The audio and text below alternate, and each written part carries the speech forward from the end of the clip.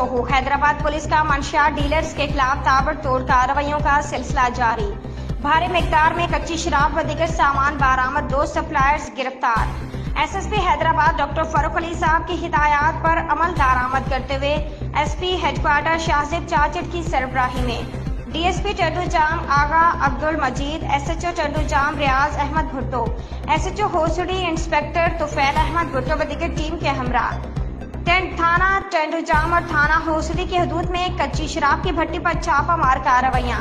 Hyderabad police ने खुफिया information पर थाना टंडूजाम की हदूद गोड सोगू खान मक्सी और थाना होसड़ी की हदूद गोड कासिम फवर में कच्ची शराब की भट्टियों पर छापा मार कार्रवाइयां की।